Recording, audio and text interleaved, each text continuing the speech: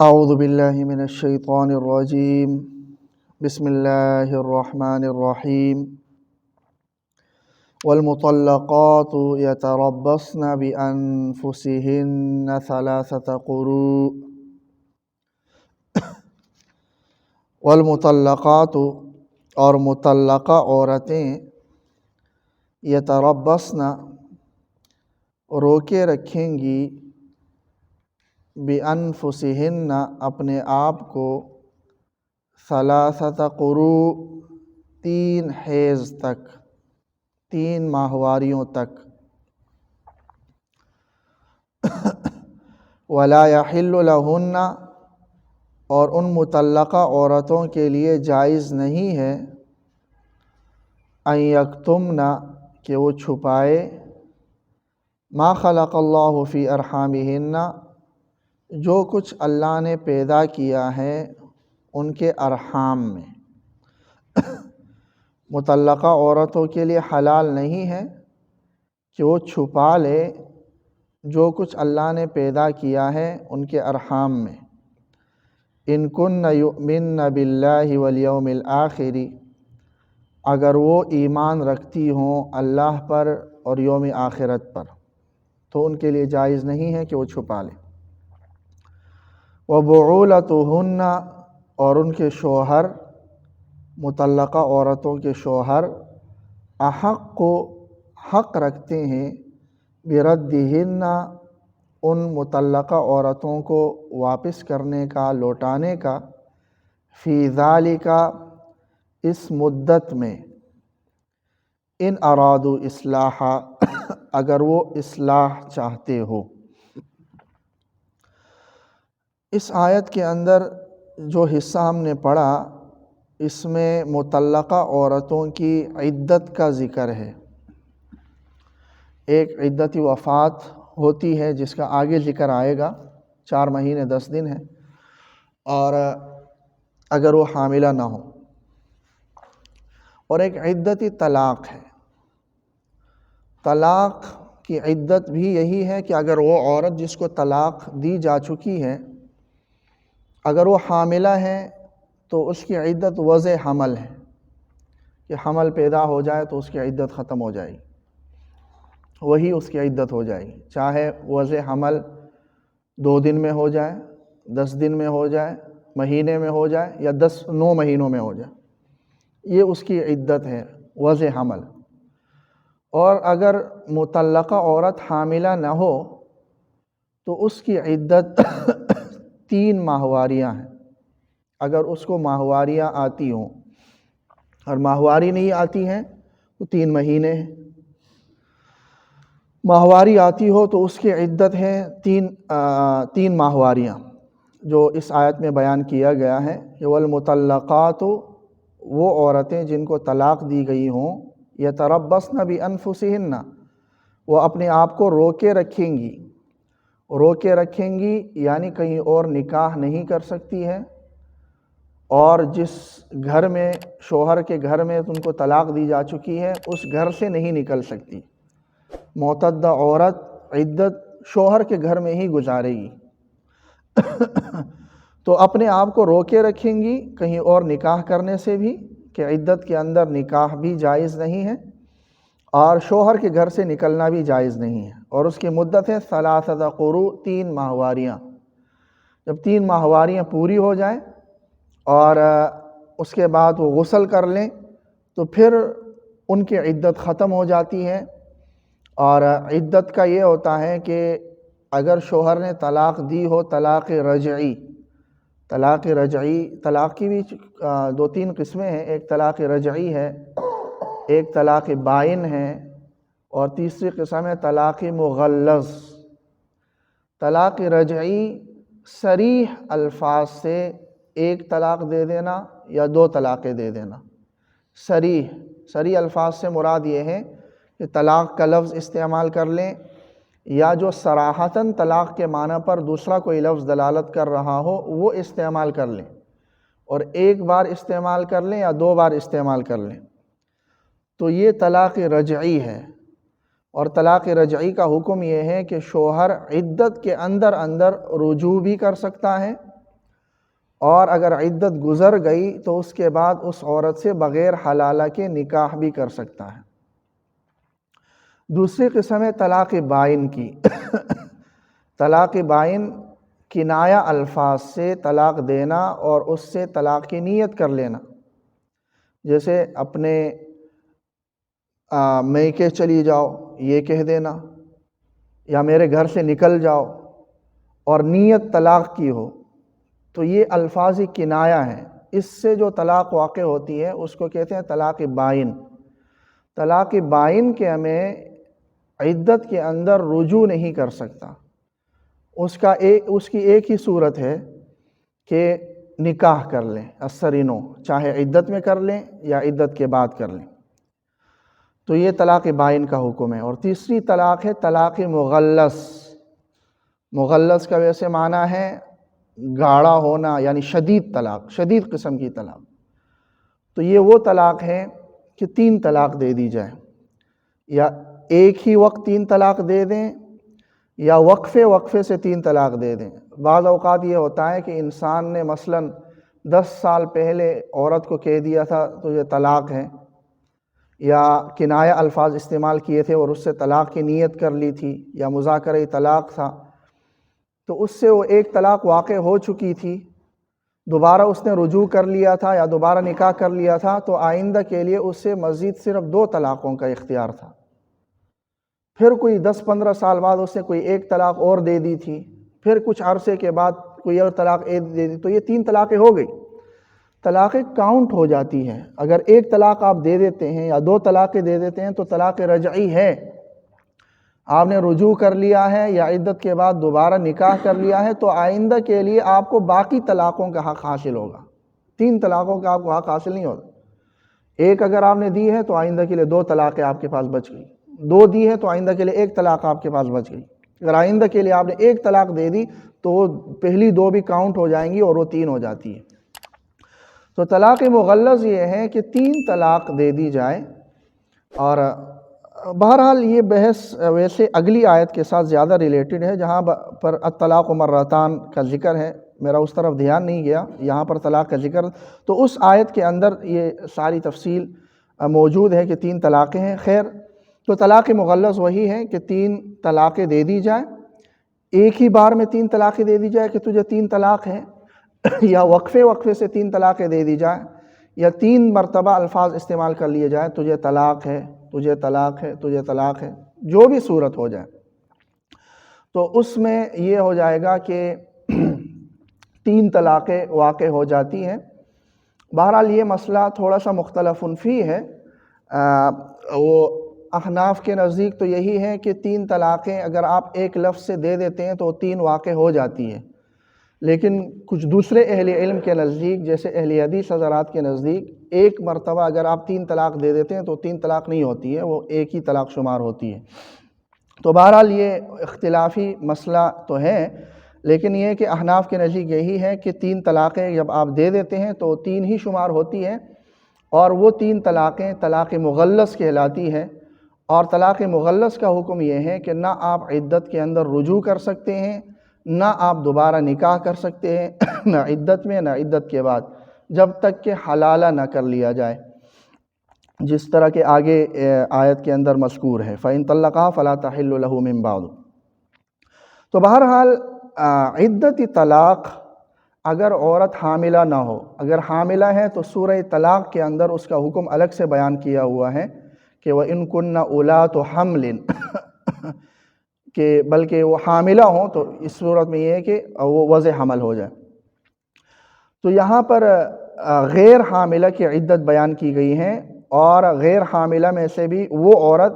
جس کو ماہواریاں آتی ہوں، اس عورت کی عدت بیان کی گئی ہے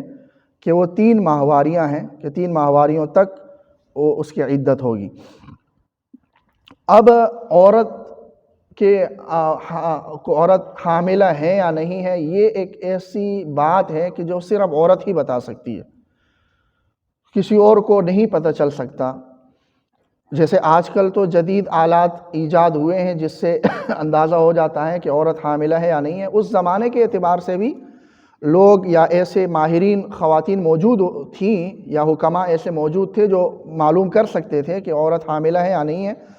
لیکن یہ کہ یہ تو تب کی بات ہے جب عورت وہاں چیک اپ کے لیے جانے پر راضی ہوں یا وہ جائیں، تو پھر بھی بات وہیں پر آ جاتی ہے کہ سارا دار و مدار عورت پر ہے۔ تو اس لیے اللہ تبارک و تعالیٰ نے آگے ذکر کیا ہے کہ اگر وہ حاملہ ہے تو چھپائے نہیں، حاملہ ہے تو بتائیں کہ میں حاملہ ہوں۔ بعض اوقات یہ ہوتا ہے کہ حمل میں زیادہ وقت ہوتا ہے، تو 7 مہینے بھی ہو سکتے ہیں، 8 بھی ہو سکتے ہیں، 9 بھی ہو سکتے ہیں، اور عورت چاہتی ہے کہ میں جلدی سے میری عدت ختم ہو جائے، تو وہ حمل کا نہ بتائیں اور جلدی سے 3 ماہواریں پوری کر کے کہیں اور نکاح کر لیں۔ تو اس لیے اللہ تبارک و تعالی نے کہا کہ یہ عورتوں کے لیے حلال نہیں ہے، وَلَا يَحِلُّ لَهُنَّ، عورتوں کے لیے حلال نہیں ہے أَن يَكْتُمْنَ، کہ وہ چھپا لیں، مَا خَلَقَ اللَّهُ فِي أَرْحَامِهِنَّ، جو کچھ اللہ تبارک و تعالی نے پیدا کیا ہے ان کے ارحام میں۔ ارحام رحم کی جمع، رحم بچہ دانی کو کہتے ہیں۔ تو چھپائے نہیں، ان کن یؤمن باللہ والیوم الآخر، اگر وہ اللہ پر اور یوم آخرت پر ایمان رکھتی ہو، کہ اللہ تبارک و تعالیٰ نے ہم سے پوچھنا ہے اور ہمیں اللہ کے سامنے جواب دہ ہونا ہے قیامت کے دن۔ اگر اسے اللہ کا ڈر ہے تو وہ نہ چھپائے، ڈر نہیں ہے تو ظاہر ہے پھر اس کی جو مرضی ہے وہ کر لیں، چھپانا چاہے تو چھپا بھی سکتی ہے۔ تو بہرحال اگر وہ حاملہ ہے تو پھر اس کی عدت وضع حمل ہو جائے گی۔ عدت کے اندر رجوع کرنے کا حق حاصل ہوتا ہے شوہر کو، چاہے بیوی راضی ہو یا نہ ہو، کہ طلاق دے دی اور طلاق رجعی دی ہے۔ اگر طلاق بائن ہے یا طلاق مغلظ ہے تو پھر تو ظاہر ہے کہ السرینو نکاح کرنا پڑتا ہے۔ طلاق مغلظ میں حلالہ کے بعد اور طلاق بائن میں السرینو نکاح کرنا پڑتا ہے، اور نکاح کے لیے تو ضروری ہے کہ عورت راضی ہو۔ اگر عورت راضی نہیں ہے تو پھر تو نکاح ہو ہی نہیں سکتا، اس میں تو بعد یا اگر طلاق رجعی دی ہے تو طلاق رجعی میں جب تک عدت قائم ہے، برقرار ہے، شوہر کو حق حاصل ہوتا ہے کہ وہ اس میں رجوع کر لے۔ اگر عدت کے اندر رجوع نہیں کیا، عدت گزر گئی، تو پھر نکاح کر سکتا ہے، اور پھر وہی بات آ جائے گی کہ اس میں بھی عورت کی رضامندی کا عمل دخل ہے، کہ عورت چاہے تو نکاح ہو جائے گا، نہیں نہ چاہیں تو نہیں ہو جائے گا۔ لیکن اگر عدت ابھی تک قائم ہے اور طلاق رجعی ہے تو شوہر رجوع کر سکتا ہے، چاہے بیوی راضی ہو یا نہ ہو، رجوع کر سکتا ہے۔ تو یہی بات بیان کی ہے، وَبُعُولَتُهُنَّ، اور ان مطلقہ عورتوں کے شوہر، أَحَقُّ بِرَدِّهِنَّ، یہ ان عورتوں کے واپس کرنے کا حق رکھتے ہیں، فی ذالک، اس مدت عدت میں، اس عدت کے اندر رجوع کر سکتے ہیں، اور اس میں عورت کی رضامندی شرط نہیں ہے۔ لیکن ان شوہروں کے لیے بھی اللہ نے بیان کیا، ان ارادو اصلاح، اگر وہ اصلاح چاہتے ہو، یہ نہ ہو کہ وہ صرف عورت کو لٹکانا چاہتے ہوں، اس کو سزا دینا چاہتے ہوں، کہ طلاق دے دی اور پھر یہ کہ رجوع کر لیا، اور تاکہ جو ہے نا اس عورت کو ستایا جائے۔ یہ طریقہ ٹھیک نہیں ہے۔ یا تو عورت کو صحیح طریقے سے رکھنا ہے، جیسا کہ اگلی آیت میں ذکر ہے، فَإِمْسَاكُمْ بِمَعْرُوفٍ، رکھنا ہے تو قاعدے شرعی کے مطابق رکھو، اس کے حقوق ادا کر لو، اس کے ساتھ صحیح طریقے سے پیش آؤ، اس کے صحیح زندگی گزار لو۔ نہیں رکھنا ہے تو چھوڑ دو، یہ نہیں کہ عورت کو نہ انسان رکھے اور نہ چھوڑے، اس طرح لٹکا لے، تو یہ بات ٹھیک نہیں ہے۔ تو ان کے شوہر احق بردہن، ان کے لوٹانے کا، واپس کرنے کا حق رکھتے ہیں، فی ذالک، اس مدت عدت کے اندر، ان ارادو اصلاح، اگر وہ اصلاح چاہتے ہوں۔ وَلَهُنَّ مِثْلُ الَّذِي عَلَيْهِنَّ بِالْمَعْرُوفِ، اور ان عورتوں کے لیے بھی مثل الذی، اسی طرح کے حقوق ہیں، الذی علیہن، جو حقوق ان عورتوں پر لازم ہیں، عورتوں کے وہی حقوق ہیں جو حقوق ان پر لازم ہیں۔ ایک ہے عورت کا حق، ایک ہے عورت کی ذمہ داری۔ عورت کی ذمہ داری ہے شوہر کے حقوق ادا کرنا، اور اس کو کیا، اس کے لیے شریعت نے کیا رکھا ہے، اس کے حقوق بیان کیے ہیں۔ وَلَهُنَّ مِثْلُ الَّذِي عَلَيْهِنَّ، عورتوں کے وہی حقوق ہیں جو حقوق ان پر لازم ہیں، کہ جس طرح عورتوں کی ذمہ داری ہے کہ شوہر کے حقوق ادا کر لیں، اسی طرح شوہر کی یہ ذمہ داری ہے کہ وہ عورت کے حقوق ادا کر لیں۔ بالمعروف، قاعدے کے مطابق، جو قاعدہ شرعیہ بیان کیا گیا ہے جس میں عورت کے حقوق بھی شریعت نے واضح کر لیے، اور اس میں بہت سارے حقوق اور احکامات انہی اگلی آیات کے اندر اللہ تبارک و تعالیٰ نے ذکر کیے ہیں۔ عورت کے بھی حقوق ذکر کیے ہیں اور مرد کے بھی حقوق ذکر کیے ہیں۔ عورت اپنے حقوق ادا کر لیں اور مرد اپنے حقوق ادا کر لیں، دونوں اپنے حقوق ادا کرنے کی، بجائے اس کے کہ وہ یہ انگلی اٹھا لے کہ تم میرا حق ادا نہیں کر رہے ہو، اس سے پہلے وہ یہ سوچ لے کہ میں حق ادا کر رہا ہوں یا کر رہی ہوں یا نہیں کر رہی۔ تو ہر ایک اگر اپنی ذمہ داریاں اور اپنے اوپر لاگو فرائض ادا کرنے کے بارے میں سوچے گا اور فکر کرے گا تو اس سے یہ ہوگا کہ گھر چلے گا۔ لیکن اگر اپنی ذمہ داریاں کوئی ادا نہ کر لیں اور وہ یہ طمع رکھیں، یہ امید رکھیں کہ سامنے والے ہی میرے حقوق ادا کر لیں، تو اس سے پھر معاملات نہیں چلیں گے۔ لہٰذا شریعت نے عورت کے بھی حقوق بیان کیے ہیں، مرد کے بھی حقوق بیان کیے ہیں۔ مرد اپنی بیوی کے حقوق ادا کر لیں اور بیوی اپنے شوہر کے حقوق ادا کر لیں، یہ دونوں ادا کر لیں جو شریعت نے بیان کیے بالمعروف، شرعی قاعدے کے مطابق۔ وَلِلرِّجَالِ عَلَيْهِنَّ دَرَجَةٌ، مردوں کا ان عورتوں پر درجہ بڑا ہوا ہے، یعنی اس اعتبار سے تو مرد اور عورت برابر ہیں کہ وہ ایک ہی انسان سے، ایک ہی قسم کے انسانوں سے پیدا ہوتے ہیں، اس اعتبار سے تو برابر ہیں۔ اس اعتبار سے بھی برابر ہیں کہ وہ جو بھی اعمال کرتے ہیں اللہ تبارک و تعالیٰ کے ہاں ان اعمال میں یہ کوئی فرق نہیں ہے کہ یہ مرد نے کیے ہیں لہٰذا اس کا کوئی اور درجہ ہے، یہ عورت نے کیے ہیں اس کا کوئی اور درجہ ہے، یہ کوئی فرق نہیں ہے، بلکہ اللہ تبارک و تعالیٰ نے یہ واضح فرمایا ہے کہ من عمل صالحا من ذکر او انثی وہو مؤمن فلنحینہ حیاتا طیبہ، کہ جو کوئی شخص نیک اعمال کرے گا، چاہے وہ مرد ہو چاہے وہ عورت ہو، فلنحینہ حیاتا طیبہ، تو اسے ہم پاکیزہ اور اچھی اور بہترین زندگی دیں گے، یعنی اخروی زندگی دیں گے۔ تو اللہ تبارک و تعالیٰ کے ہاں اعمال کے اعتبار سے کوئی فرق نہیں ہے کہ یہ فرق ہو کہ یہ مرد کے اعمال ہیں یا یہ عورت کے اعمال ہیں، اور جنس کے اعتبار سے بھی کسی کو کسی پر فضیلت حاصل نہیں ہے کہ جنسی عورت یا جنسی مرد افضل ہو جنسی عورت سے۔ لیکن خاندانی اعتبار سے جب خاندان کو شریعت نے جوڑا ہے تو وہاں پر پھر شریعت نے فرق کیا ہے، اور یہ فرق فطرت کا ہی تقاضا تھا کہ جہاں بھی دنیاوی اعتبار سے دیکھا جائے تو جہاں بھی کوئی بھی سلطنت ہو تو وہاں پر کوئی ایک شخص ہوتا ہے جو سب سے زیادہ با اختیار ہوتا ہے۔ یہ نہیں ہوتا کہ ایک ہی قسم کے دو با اختیار شخص ایک ہی سلطنت کو چلا سکے، یہ نہیں ہو سکتا۔ جس طرح کائنات کے اندر یہ نہیں ہو سکتا کہ دو یا دو سے زیادہ الہ ہو اور وہ کائنات کو چلا لیں اور ان کے اختیارات بھی برابر سیم ہوں، اس سے لو کان فیہما آلہۃ الا اللہ لفسدتا۔ تو اسی طرح جب اللہ تبارک و تعالیٰ نے حکم دیا کہ تم جنسی تعلق قائم کر سکتے ہو ایک خاص طریقے کے ساتھ، اور وہ ہے نکاح کا، وہ جنسی تعلق قائم کرنے کے لیے جو نکاح کا معاہدہ تم نے کیا ہے، اس معاہدے کے بعد تم میاں بیوی نے ایک ساتھ رہنا ہے، لیکن یہ میاں جو ہے اور شوہر جو ہے یہ نگران ہوگا۔ اس بات کو مزید وضاحت کے ساتھ آگے بھی ذکر کیا ہے، الرجال قوامون علی النساء میں، یہاں پر اس کی طرف اشارہ کیا ہے کہ دونوں کے حقوق ہیں، البتہ مرد کا درجہ تھوڑا بڑا ہے، یعنی اللہ نے اس کو نگرانی دی ہے، اللہ نے اس کو طلاق کا حق دیا ہوا ہے۔ عورت کو اللہ نے طلاق کا حق نہیں دیا، اللہ نے مرد کو طلاق کا حق دیا ہے۔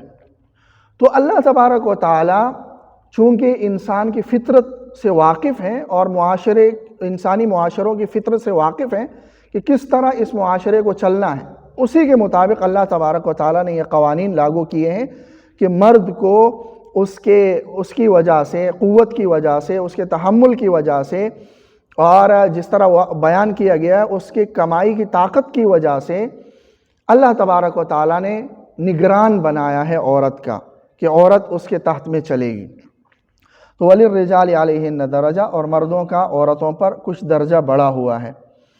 اور یہ اللہ کے قوانین ہیں، اور اللہ تبارک و تعالیٰ جو بھی قانون لاگو کرتے ہیں وہ کسی حکمت سے خالی نہیں ہوتا، اس لیے کہ اللہ تبارک و تعالیٰ حکیم ہے، اور کوئی بھی قانون جو حکمت کے موافق ہوں اور جس کو اللہ بہتر سمجھتے ہوں اس کو اللہ لاگو بھی کرتے ہیں اور کوئی ہچکچاتے نہیں ہیں، اس لیے کہ اللہ عزیز ہے، اللہ غالب ہے، واللہ عزیز حکیم، اور اللہ تبارک و تعالی غالب ہیں، حکمت والے ہیں۔ اللہ تعالیٰ عمل کی توفیق۔